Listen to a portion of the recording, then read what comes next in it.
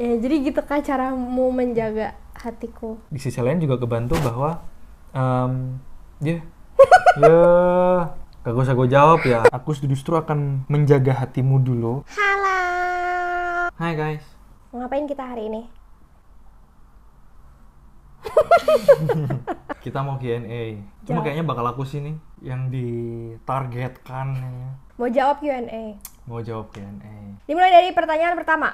Aku yang bacain ya. Kak Lutfi, tanggapan Kak Lutfi kalau ada cewek chat duluan atau ngajak ta'aruf duluan? Pastinya sih aku atau kayaknya kamu belum pengalaman ya begitu ya. Iya kah? Kamu udah kah? Udah. Kamu kan juga pernah ngalamin. Oh iya benar. Pernah ngalamin. Pernah Ada ngalamin. cewek duluan yang ngomong ke kamu. Oh iya benar. Jawaban aku pastinya nggak bisa dijadikan patokan ya, benar atau salahnya. Ini hanya dari beberapa pengalaman dan ilmu-ilmu yang sejauh ini sudah didapatkan. Jadi kalau misalnya ditanya pernah ngalamin nggak? Pernah. Malah dia yang ngingetin. Aku lupa. Aku pernah ngalamin itu. Ada cewek yang langsung ngajak ta'aruf ke aku, dimana aku ya memang bener-bener nggak tahu sama sekali orangnya, perempuannya itu siapa aku nggak tahu sama sekali, kayak out of nowhere gitu, tiba-tiba nge-DM aku gitu. Ada yang nge-DM-nya normal, ngajak ta'aruf gitu ya. Ada yang nge-DM-nya menurut aku kurang normal. Di luar batas. Di luar batas ya, kayak nggak pantas gitu dia Ya. ngomong seperti itu. Cuma kayak nggak usah dibahasakan di sini. Tapi intinya adalah menurutku, kalau misalnya ini konsepnya, kalau cewek ngajak duluan kan gitu kan, intinya kan ngajak duluan kan. Ngajak duluan untuk ta'aruf itu nggak apa-apa nggak sih? Sangat nggak apa-apa. Perutmu bunyi ya? Lapar kayaknya dia guys. Intinya cewek duluan itu sangat tidak apa-apa. Kenapa nggak apa-apa? Gampang, kita punya contoh. Siapa? Ibunda Khadijah kan yang bahasanya ngajakin duluan untuk bahasanya apa ya? Untuk menawarkan diri untuk menikah ya. Untuk menikah dengan Rasulullah. Nah, tapi caranya nih, yang membedakan adalah caranya yang sangat elegan. Elegannya adalah nggak langsung nih, misalnya Ibunda Khadijah langsung ngomong ke Rasulullah, tapi kuncinya adalah ini, melalui perantara yang dimana kalau umumnya sekarang yang mungkin bisa dipraktekkan adalah salah satu perantara yang mungkin kenal kita berdua. Misalnya dia mau mengajak ta'aruf ke orang si A misalnya, ke orang lain misalnya. Orang lain, dia nggak langsung ngomong ke orang A-nya ini. Iya. Tapi biar buat perempuan itu lebih elegan adalah melalui perantara temannya dia yang juga kenal sama si A. Ngomong si A, Neng, nggak gitu. Gue mau ta'aruf dong sama si A, lo boleh nggak sampein ke dia kalau gue mau ta'aruf sama dia. Ada ketertarikan dan mau ngajak serius dengan cara ta'aruf gitu. Ya, tentunya dengan bahasa teman-teman masing-masing, tapi intinya adalah seperti itu. Jadi lewat perantara. Jadi sangat nggak apa-apa ya kalau cewek ngajak ta'aruf duluan. Oke? Pertanyaan kedua. Ini berapa pertanyaan nih? Kita nggak tahu. Biar enak dengan yang sini.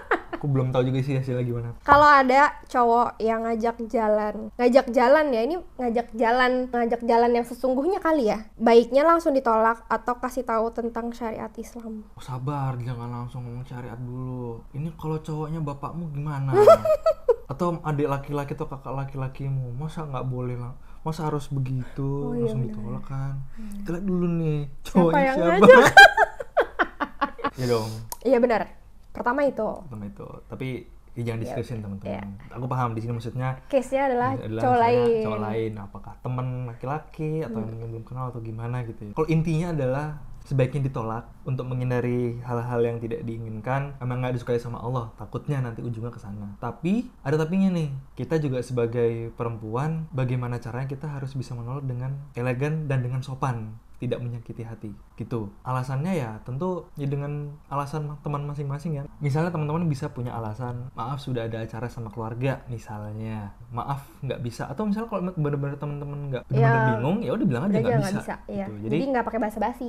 Iya benar. Kalau misalnya benar-benar bingung ya mau ngasih alasan apa, ya udah bilang mohon maaf nggak bisa. Tentu dengan tetap dengan bahasa yang sopan gitu. Sopan tapi tetap tegas. Kalau misalnya teman ini ternyata terus menerus ngajakin terus, walaupun gitu ya ngasih alasan A, B, C, D, ya sudah sampaikan dengan tegas bahwa mohon maaf, saya nggak bisa jalan sama laki-laki yang belum mahram gitu. Intinya begitu, tapi tentunya dengan bahasa teman-teman. Gitu nggak sih? Iya, gitu aja. Iya, simpel gitu aja sebenarnya. Sebenarnya gitu aja ya. Ya udah tinggal jawab aja. Jadi langsung aja di straight to the point. Sorry ya nggak bisa. Gitu. Jadi kalau Jadi menurutku nggak perlu dijelasin tentang syariat Islam. Kalaupun misalnya mau ngejelasin cuman sebatas kayak sorry ya, saya nggak bisa jalan sama yang bukan mahramnya.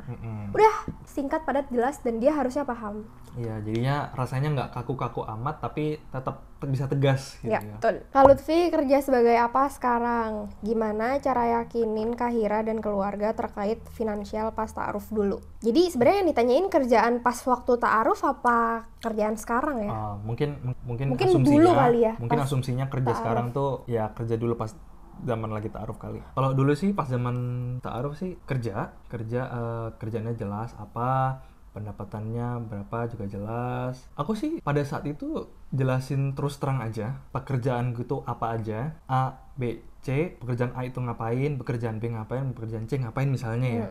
Pekerjaan A penghasilannya sekian, dan itu kan untuk penghasilan waktu itu sangat personal, jadi aku langsung ke Hira dan juga didampingin Kakak sepupu kamu ya. Jadi langsung to the point, pekerjaan B, pekerjaan ini penghasilan sekian, udah nggak perlu bertele-tele sih. Iya benar. Karena sebenarnya perihal pekerjaan ini salah satu yang bisa kita tanyain juga pada saat ta'aruf. Pada saat ta'aruf itu kan kita kan dikasih kesempatan untuk bertanya sama orang yang lagi ta'aruf sama kita, sama calon pasangan kita gitu kan, sehingga kita perlu dengan clear gitu loh. Oke, lo kerja apa, lo penghasilannya berapa, karena kita realistis juga, yang namanya pernikahan pasti perlu uang, emang pasti perlu dana gitu loh. Kalau kita aja masih belum bisa menghidupi diri kita sendiri, gimana kita mau menghidupi orang lain juga gitu kan. Jadi pertanyaan perihal pekerjaan, penghasilannya berapa, itu sangat boleh ditanyakan baik dari pihak perempuan ke laki-laki maupun pihak laki-laki ke perempuan. Terus kan banyak juga mungkin sebenarnya yang akhirnya bikin jadi ada pertanyaan ini tuh, kalau misalnya belum ada kerjaan gimana gitu kan. Sebenarnya mungkin salah satu nyambungnya ke situ. Nah, itu sebenarnya kembali ke kesepakatan antara kalian berdua, antara si pihak laki-laki dan perempuan. Kalau misalnya si pihak laki-lakinya, misalnya pada saat ta'aruf, aku mungkin sekarang memang belum punya pekerjaan, tapi maksudnya gini loh, laki-laki itu kan punya tanggung jawab, punya kewajiban untuk memang menafkahi pasangannya kan, istrinya gitu. Jadi kalaupun misalnya pada saat itu belum punya pekerjaan, harus memastikan bahwa saat ini aku lagi cari kerja atau aku lagi usaha, yang insya Allah nanti dari usaha itu, dari kerjaan itu aku bisa memenuhi kebutuhan kamu, bisa menafkahi kamu gitu. Jadi sebenarnya kayak gitu sih intinya ya. Sudah pasti kalau yang namanya menikah kan ya Allah pasti sudah menjanjikan untuk membuka pintu rezeki kan. Udah pasti kita memang harus meyakini itu. Tapi memang dari segi ikhtiarnya itu tadi benar, bahwa apa yang lagi diikhtiarkan sekarang itu benar-benar disampaikan. Kalau memang sudah kerja ya sampaikan. Kalau memang ternyata belum, misalnya tadi belum dapat pekerjaan, sampaikan. Sampai sekarang belum dapat pekerjaan, walaupun sekarang sambil masih nyari terus, masih apply terus misalnya. Atau misalnya teman-teman masih studi gitu ya, kuliah udah semester terakhir misalnya, sampai untuk sekarang sih aku belum bekerja karena masih menyelesaikan skripsi misalnya. Tapi insya Allah nanti setelah selesai skripsi baru mulai cari kerja. Itu juga sampaikan, nggak apa-apa. Jadi transparan, dua-duanya nggak perlu ada yang ditutupi. Jadi jangan jadi takut kayak kalau misalnya ntar gue bilang gue nggak punya kerja, ntar gue nggak diterima lagi, ntar jadi nggak lanjut lagi. Udah disampaikan aja semuanya secara transparan, secara clear, secara jujur. Kalaupun misalnya nanti akhirnya lanjut ya sudah, berarti memang ditakdirin masih lanjut gitu ya. Tapi kalau misalnya setelah itu harus berhenti, terus mungkin dari pihak perempuan atau dari pihak laki-laki nggak mau melanjutkan lagi, ya udah anggap aja itu tuh jawaban juga kan ya. Maksudnya jawaban dari Allah juga untuk mungkin ta'aruf itu endingnya cuma dua ya, antara belum jodohnya atau bukan jodohnya ya Pep. Iya. Jadi kalau emang ternyata nanti harus berhenti, ya udah cuman pilihannya antara dua itu, antara belum jodohnya atau ya emang bukan jodohnya. Dari sisi perempuan sih intinya kalau misalnya sudah disampaikan oleh ya laki-laki misalnya ternyata belum kerja, nah itu pilihannya kembali lagi ke perempuan.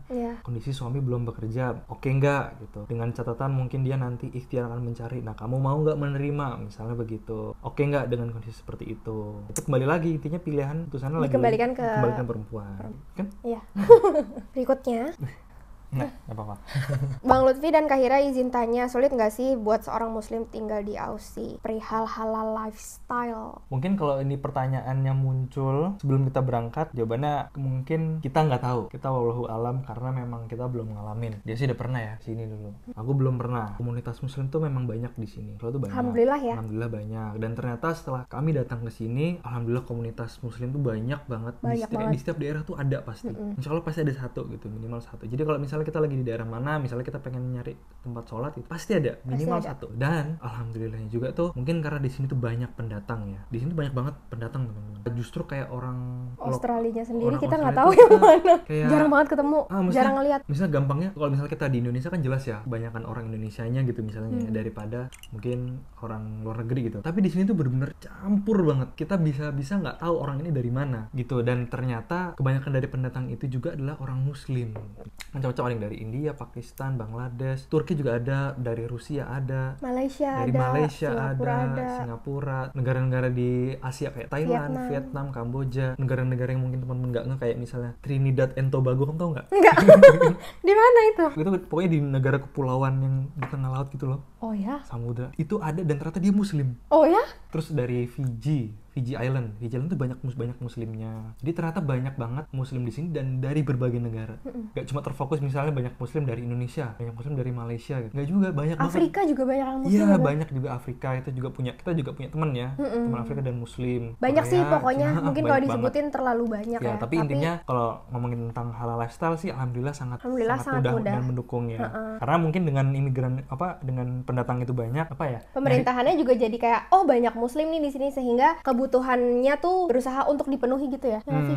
Bisa jadi begitu. Terus juga kalau misalnya nyari makanan juga relatif lebih mudah karena banyak bisnis makanan halal di sini. Sebenarnya yang ngebedain, yang paling berasa banget bedanya kita di sini sama di Indonesia adalah kita di sini sama sekali nggak denger azan. Setiap kali jam sholat itu kita nggak pernah denger azan dari masjid-masjid gitu. Kalaupun dia azan, yang kedengeran tuh hanya di dalam lingkup masjid itu aja. Jadi suaranya tuh nggak sampai terdengar keluar gitu. Internal. Nggak tahu sih kenapa, mungkin ya Karena emang. kita kan minoritas di sini. Iya sih, kita mungkin minoritas. memang minoritas Tapi jadi memang- nggak terlalu kedengeran. Tapi memang rata-rata muslim di negara muslim minoritas gimana tuh? Muslim yang tinggal di negara minoritas. Di setiap negara di mana muslim menjadi minoritas. Oh. Di berbagai negara di mana komunitas muslim menjadi minoritas. Susah banget. Rata-rata memang nggak keluar azannya. Azannya hanya internal. Terus kita di sini juga kalau belanja makanan itu harus detail memastikan ada logo halalnya karena nggak semua makanan di sini tuh bisa kita makan. Even roti, terus kayak cookies itu ternyata ada yang halal, ada yang nggak halal gitu. Nggak halalnya sebenarnya dalam artian kayak mereka nggak punya sertifikat halal gitu. Tapi mungkin bahan-bahannya nggak ada sesuatu yang haramnya gitu ya. Tapi karena mereka nggak punya sertifikat halal, buat kita ya udah sebaiknya itu dihindari aja. Kita perlu detail di sini tapi bukan berarti susah. Perlu detail bukan berarti susah. Jadi tetap Tetap alhamdulillah ada. tetap ada. Tetap Bacer-bacer banyak. misalnya kayak bacer halal gitu ya, toko roti halal. Banyak juga. Cuma memang perlu ngecek gitu aja. Iya, betul. Karena kita sebenarnya udah ada halal, kita cuma ngebandingin aja harganya mana yang lebih murah gitu. Itu doang sebenarnya kan. Gitu. Jadi alhamdulillah nggak sulit. Lanjut. Berapa ribu lagi nih pertanyaannya? Kalau laki-laki membatalkan ta'aruf saat ini, apa ada kemungkinan di kemudian hari ngajak ta'aruf lagi? Pertama gini ya, perihal membatalkan itu ini berlaku sebenarnya untuk laki-laki dan perempuan ya. Pertama, tujuannya ta'aruf itu kan, lihat dulu tujuan utamanya adalah kan untuk menikah kan. Kalaupun nggak menikah, itu tadi kan batal. Tapi batal juga kan nggak sembarang batal. Nggak misalnya tertarik gitu ya, melanjutkan bla bla bla bla bla. Tiba-tiba batal di tengah jalan, nggak tahu kenapa. Itu kan juga jadi kayak ghosting sebenarnya. Iya. Apa nih, nggak tahu apa alasannya tiba-tiba batal gitu.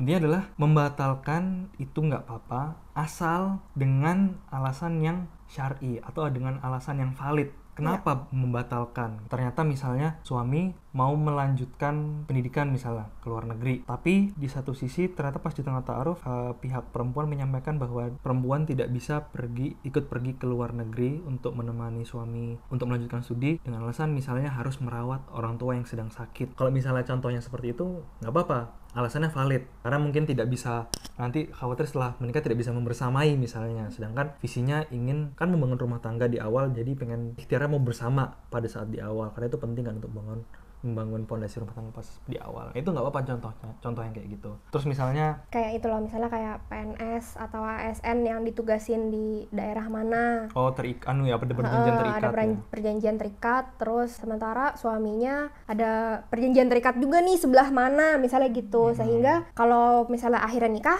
ya nanti jadinya LDM, long distance marriage gitu kan. Atau mungkin visinya nggak ketemu. Atau jadi nggak ketemu di tengah. Nah kalau misalnya kayak gitu, ya udah nggak apa-apa batal gitu. Tapi sebenarnya dengan pertanyaan ada nggak kemungkinan di kemudian hari untuk ngajak ta'aruf lagi, kayaknya setiap orang itu punya chance yang sama ya, punya kesempatan untuk menjadi ta'aruf lagi. Itu tergantung kenapa kemarin batal. Ya kayak contohnya misalnya tadi kamu tadi bilang misalnya sama-sama masih ada perjanjian terikat, karena sekarang mungkin belum bisa, ya udah kita stop dulu sampai misalnya perjanjian dari pihak istri selesai baru dilanjutkan kembali. Itu juga bisa. Itu juga bisa. Contohnya berarti kan juga bisa. Jadi ya balik lagi ke intinya yang tadi, bahwa yang penting alasannya valid. Apakah bisa kembali melakukan ta'aruf? Ya bisa. Ya bisa aja Lihat gitu. kondisinya.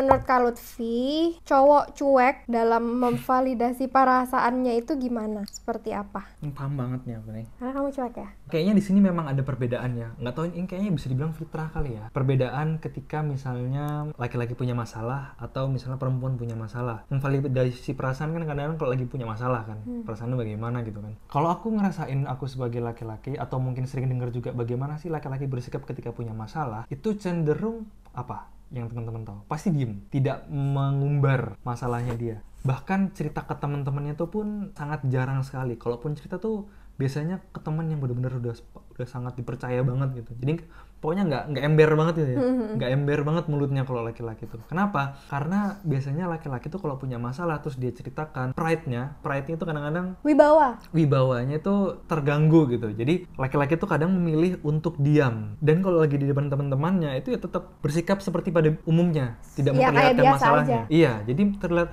tetap terlihat tegar gitu loh kalau laki-laki. Makanya sebenarnya kalau memvalidasi perasaan tuh laki-laki tetap merasakan, tapi tidak diumbar aja. Kita tetap merasakan di dalam hati, cuma tidak diceritakan secara bebas. Beda sama perempuan, kalau misalnya lagi ada masalah, mau kecil mau besar, tetap aja kan diceritain misalnya. Tapi kamu jangan ceritain ke yang lain ya.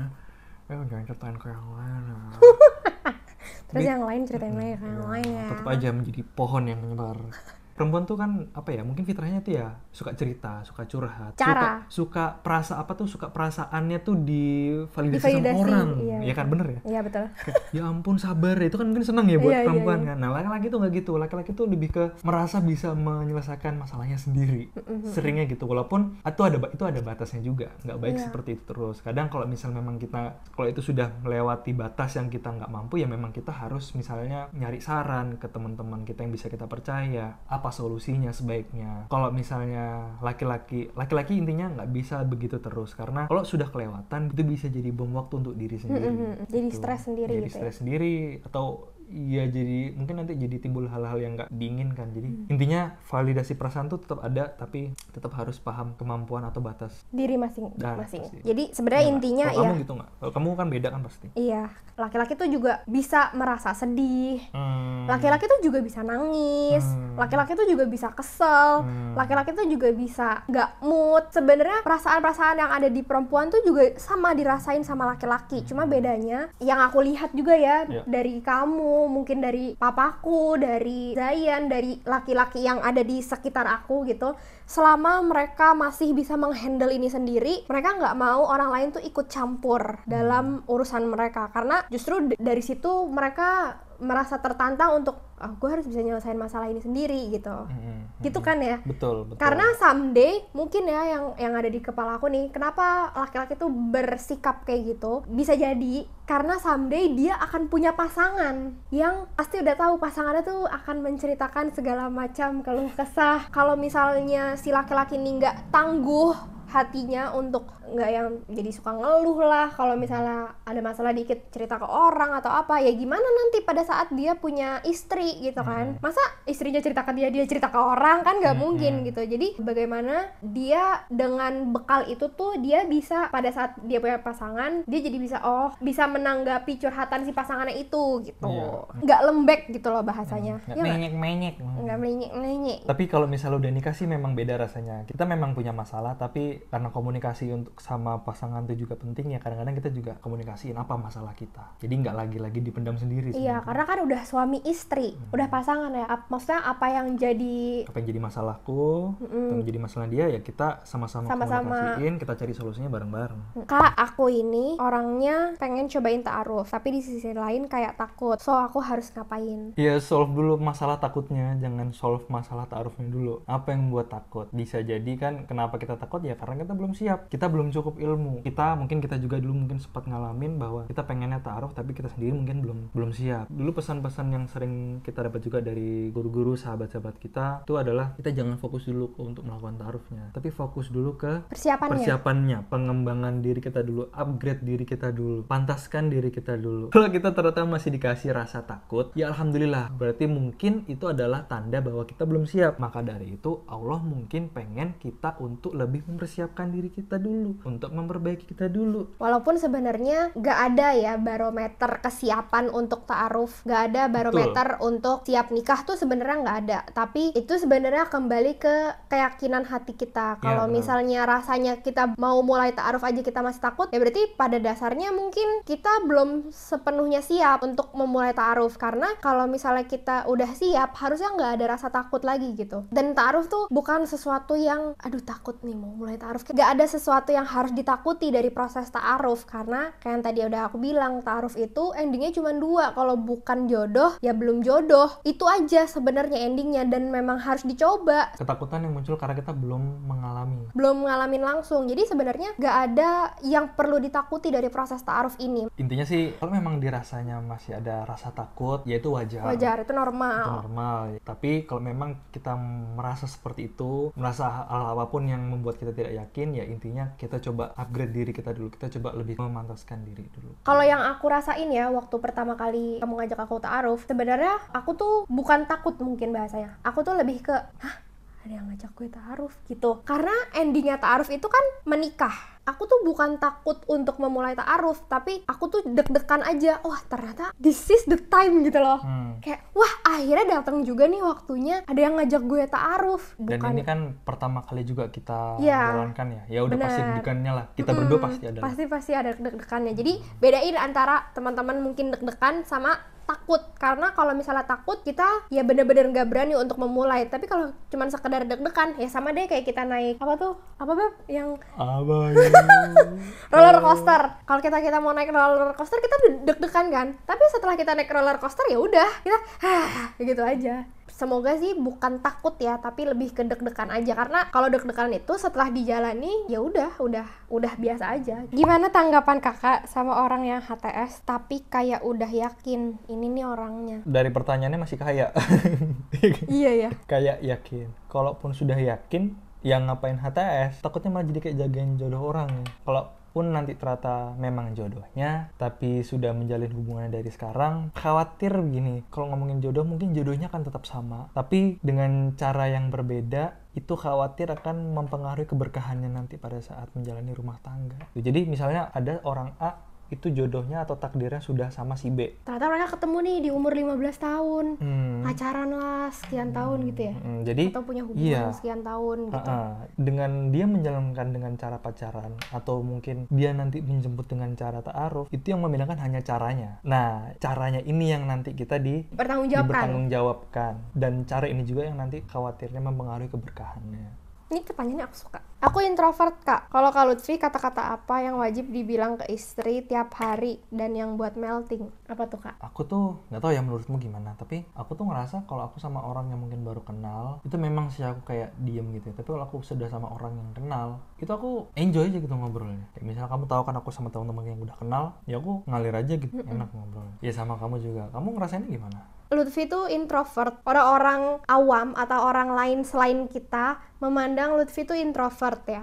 Tapi kalau Lutfi udah cuma sama aku doang, dia tuh sangat ekstrovert sekali pemirsa. Itu adalah hal yang aku gak pernah bayangin. Ternyata dia se-ekstrovert itu juga. Jadi kayaknya orang yang introvert itu pada saat sudah bersama dengan orang yang sering sama dia, kayak antara hubungan sama antara suami sama istri, apa sih yang mau ditutupin? Kan nggak ada gitu kan, ya namanya udah suami istri gitu, nggak ada yang ditutup-tutupin lagi. Jadi udah nggak ada apa ya, maksudnya kayak udah nggak se-introvert itu gitu loh. Kalau aku pernah dengar tuh yang membedakan tuh ketika kita ngobrol sama orang, yang membedakan kita tuh interested atau nggak ngomong sama orang tuh lebih ke energinya. Misalnya kita ngobrol sama orang yang kita sefrekuensi, dan ya itu energi kita akan naik tuh, maksudnya kita enjoy ngobrol. Tapi kalau misalnya kita udah ngerasa udah nggak sefrekuensi, kita akan malas ngomong. Kayak mungkin di energinya ininya yang berbeda ya. Ya terus apa tuh kata-kata yang wajib dibilang ke istri tiap hari dan yang bikin melting? Apa? Kamu ngerasa kata-kata yang bikin kamu melting apa emang? Yang kamu ngerasa kamu nggak tahu kamu melting inside. Aku udah transfer ya sayang. Itu melting.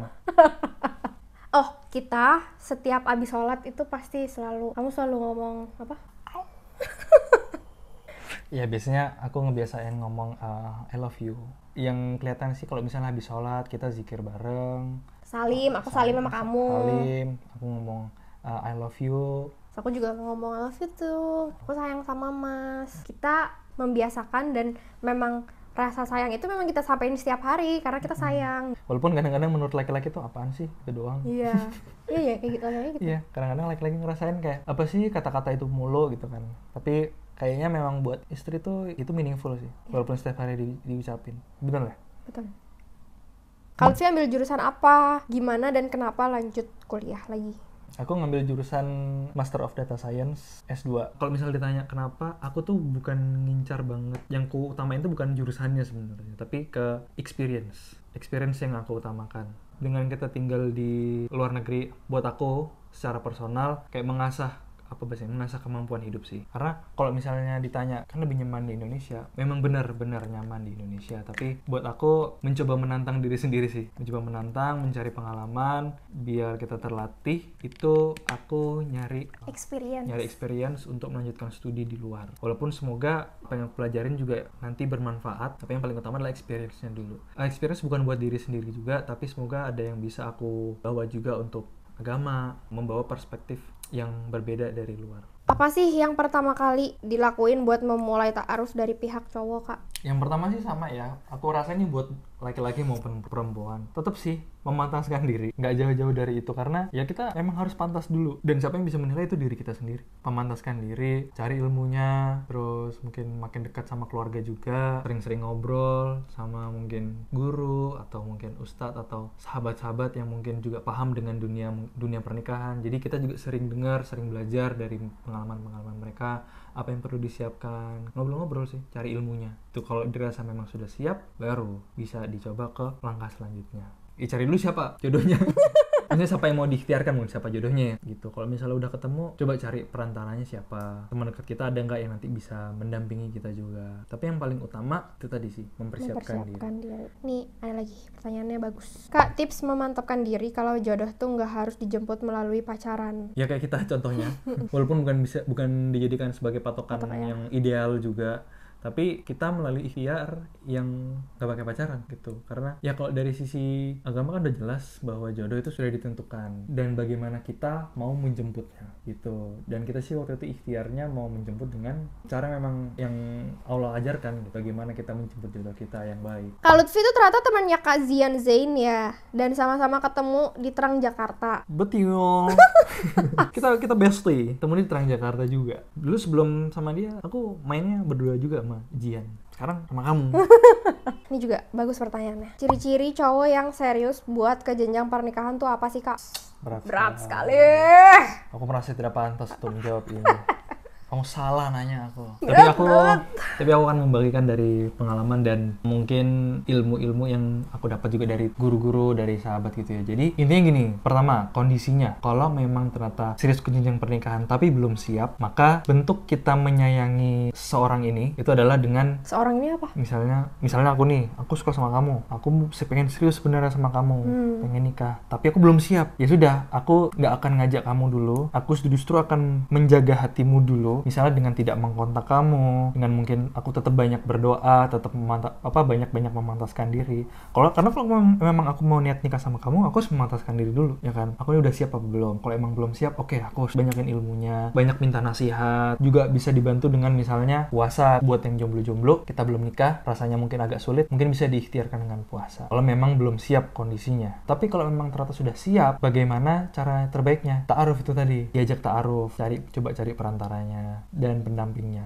Jadi sebenarnya ciri-cirinya ya yang berani ta'aruf ya, bisa dibilang gitu nggak sih? Yang Iya, berani untuk kalau sudah siap ya. kalau sudah siap, kalau rasanya udah siap kan berani untuk memulai ta'aruf itu sendiri, berani untuk menjemput jodohnya dengan yang ta'aruf. Islam ajarkan. Jadi tergantung teman-teman udah siap atau belum. Gitu. Kalau belum siap ya tunjukkan rasa sayangnya dengan tidak menyentuh hatinya bahasanya, tidak mengganggu hatinya.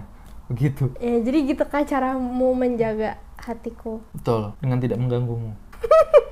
Misalnya kita belum siap, tapi kita tetap Misalnya gas terus, komunikasi.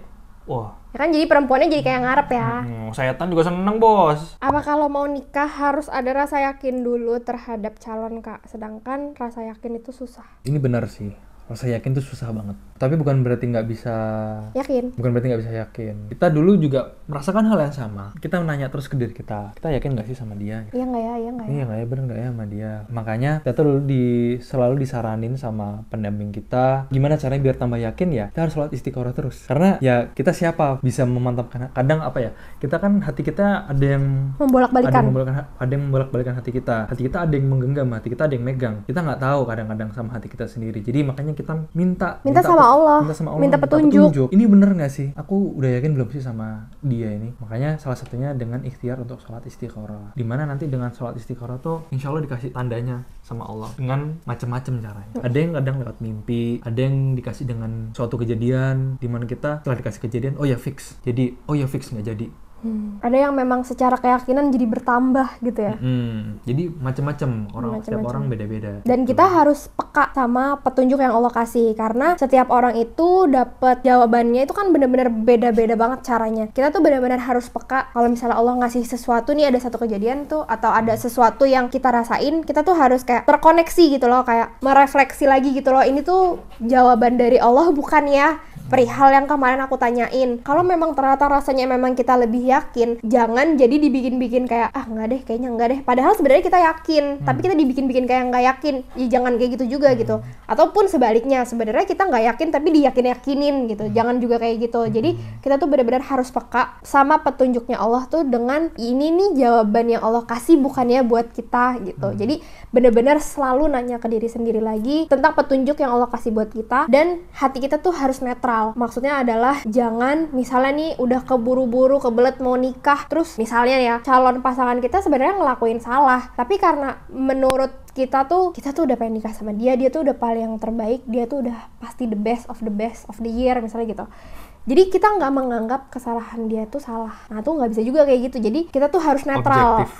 Objektif maksudnya. Kita tuh harus objektif bahwa kalau memang dia melakukan salah, ya itu salah. Kalau dia memang nggak melakukan salah, ya udah dia nggak ngelakuin salah gitu. Jadi hati kita juga harus dijaga untuk tetap objektif menilai sesuatu gitu. Itulah kenapa sebenarnya kita tuh jangan jatuh cinta dulu pada saat ta'aruf. Karena biasanya kalau udah jatuh cinta, kalau udah sayang, itu malah jadi segala yang dilakuin sama dia tuh pasti benar di mata kita. Karena kita udah sayang, karena kita udah jatuh cinta. Kita bisa kayak ngasih pembelaan bahwa ya nggak apa-apa kalau dia kayak gitu, nanti dia pasti akan berubah kok. Nggak, percayalah itu tidak akan terjadi teman-teman. Walaupun disclaimer, kalau misalnya nggak jatuh cinta dulu, itu pasti tingkat kesulitannya mungkin memang beda setiap orang. Ya benar-benar. Karena di satu sisi ya kita juga punya hawa nafsu. Ya. Setan juga pasti ikut andil dalam hal itu. Jadi ujian di kita di situ kan. Ujiannya yang benar-benar di situ, gimana kita bisa menghandle itu semua ya. Itu. Jadi ya mungkin karena juga insya Allah nanti hadiahnya dari Allah juga besar, tapi ujiannya juga besar. Nggak bisa dipungkiri sih, itu juga salah satu ujian yang cukup berat. Makanya kita minta sama Allah supaya Allah jaga hati kita, supaya Allah tuh mudahkan kita untuk memilih atau melihat petunjuk-petunjuk Allah yang lain. Sama dukungan dari lingkungan. Gimana pendapat Kak Lutfi kalau pendidikan cewek lebih tinggi dibanding cowok? Oh bagus dong. Pendidikan di sini kan maksudnya kan ilmu apapun, ilmu agama atau ilmu duniawi yang lainnya kan nggak apa-apa. Karena kita punya istri yang memiliki ilmu, punya pendidikan, istri kita pinter, itu kan penting kalau nanti punya anak. Karena yang jadi madrasah utamanya anak-anak kan ya istri kita sendiri. Jadi penting. Pendidikan di sini bukan hanya pendidikan formal, tapi pendidikan apapun. Jadi nggak ada salahnya. Nggak ada salahnya dan tidak ada masalah. Dan tidak ada masalah. Bagus, malah alhamdulillah punya istrinya pinter. Karena malah repot ya kalau justru istrinya kayak nggak banyak pengetahuan, nggak tahu dunia luar seperti apa. Iya, apalagi sekarang dunia luar kan sangat liar sekali. Luar biasa. ntar anak-anak misalnya kepengaruh dunia luar, mungkin karena ketidaktahuannya, mungkin tiba-tiba nanya ke ibunya misalnya, atau nanya suatu hal tapi ibunya nggak tahu. Kalau tidak berpengetahuan kan susah, nanti kasihan anaknya, dia mau nanya ke siapa lagi kalau ibunya ditanya nggak tahu mulu. Penting untuk kita punya pendidikan yang tinggi gitu, dan pendidikan itu juga nggak berhenti pada saat kita menjadi istri ya, atau misal kita menikah udah selesai pendidikannya. Justru kita semenjak kita berumah tangga, justru kita semakin semangat harusnya untuk kita menuntut ilmu, karena banyak hal-hal yang harus kita pelajari bersama ya. Karena ya namanya belajar ya sampai nggak ada ujungnya sampai wafat. Jadi tidak masalah kalau ceweknya pendidikannya lebih tinggi daripada yang cowok, ataupun sebaliknya, nggak masalah. Benar. Jangan menjadi patokan lah, pendidikan tuh nggak perlu dijadiin patokan kok untuk pantas nggak pantas tuh sebenarnya nggak. Toh sebenarnya pendidikan itu kan, ilmu itu kan luas ya, jadi nggak berpatokan hanya pada gelar yang lebih tinggi aja gitu, tapi di segala aspek kehidupan juga. Justru yang penting adalah ketika nanti berumah tangga, tetap mau nggak sama-sama nambah ilmu, sama-sama belajar bareng. Nah, akhirnya kita masuk di pertanyaan terakhir, Beb. Pertanyaan yang, ya, ini kayak pertanyaan gong. Ini paling banyak masuk di question box aku. Pertanyaannya adalah, siap gak?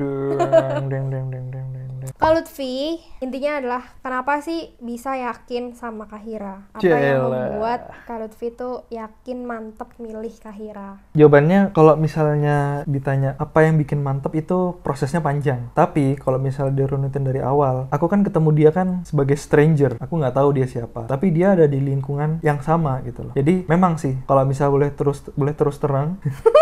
Kalau boleh terus terang, namanya aku sebagai laki-laki, aku jujur, aku melihat visualnya dulu. Aku tertarik sama dia. Tapi kan kalau misalnya dari Rasulullah, sarannya ada 4 aspek yang sebaiknya ada di dalam perempuan itu. Pertama, kecantikannya, relatif terhadap kita, terus keluarganya, terus ekonominya, terus agamanya. Ini paling terakhir, tapi paling penting. Kalau ini nggak ada, ini nggak penting. Nah, jadi yang paling pertama, aku cuma bisa tahu kecantikannya dulu. Buat aku tertarik. Nah, tapi di sisi lain juga kebantu bahwa, kagak usah gue jawab ya. Tapi yang membantu juga adalah dia di lingkungan yang baik ya, sering ikut ngumpul-kumpul di komunitas yang baik, di circle yang baik.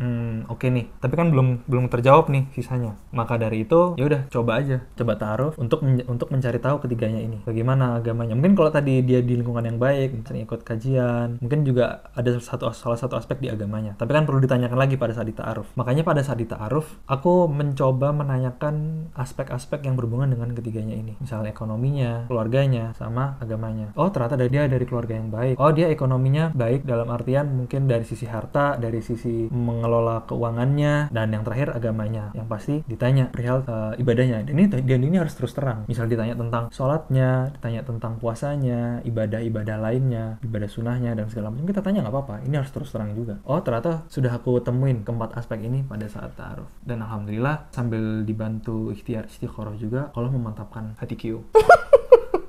Itu singkatnya sih begitu. Jadi intinya 4 aspek tadi ya memang yang disarankan oleh Rasulullah ketika kita mencari pasangan. Walaupun mungkin awalnya kita nggak tahu nih apakah dari yang ini dulu, ini atau dari mana nggak tahu. Tapi intinya minimal 4 ini harus lengkap. Dan sisanya ya tambahan. Sisanya bonus. Apakah pengen kulitnya putih, atau mungkin pengen tingginya sekian, atau pengennya mungkin orangnya lembut, atau mungkin nggak pengen orang yang pakai kacamata, itu terserah, itu personal. Tapi kan itu balik lagi, preferensi masing-masing gitu ya? Masing-masing. Cuma tanya lagi, penting nggak preferensi itu buat kamu? Itu yang paling penting, 4 itu aja. Gitu ya guys, jadi sudah terjawab telah kenapa dia akhirnya memilih saya. Dan yang terakhir ya memang karena kita sefrekuensi ya. Iya, itu juga salah satu. Iya loh. Harus sefrekuensi. Sekufu, karena kalau misalnya susah kalau nggak sefrekuensi gimana? Radio aja misalnya channelnya 102,2, terus kita bikin 102,1, pasti kresek-kreseknya nggak? Itu tandanya nggak sefrekuensi. Gitu. Ya, jadi kalau misalnya kita setelnya benar 102,2 kan baru jernih gitu kan. Jadi kita juga harus sefrekuensi. Iya, benar. Gitu guys, sekian Q&A kita hari ini. Terima kasih banyak buat teman-teman yang sudah bertanya, dan insya Allah banyak hal baik yang bisa teman-teman ambil. Apa yang baik-baik dari kita silahkan ditiru, apa-apa yang buruk dari kita gak usah ditiru, gak usah dicontoh gitu ya. Semoga apa yang kita sampaikan hari ini menambah sedikit wawasan atau pengetahuan teman-teman perihal ta'aruf, perihal bagaimana kita memulai ta'aruf, mulai dari mempersiapkan diri sampai akhirnya kita siap dan kita rasanya udah yakin untuk memulai ta'aruf, terus bagaimana kita memilih calon pasangan kita, terus bagaimana kita menjemput calon pasangan kita dengan cara yang memang Islam ajarkan gitu ya. Ya semoga banyak hal-hal baik yang bisa teman-teman ambil. Kita masih banyak salahnya, kita masih banyak aibnya, cuman emang Allah kan baik banget nutupin semua kekurangan dan aib kita. Sekian Q&A kita hari ini. Dadah, sampai ketemu di Q&A berikutnya. Sampai ketemu di video-video berikutnya. Wassalamualaikum warahmatullahi wabarakatuh.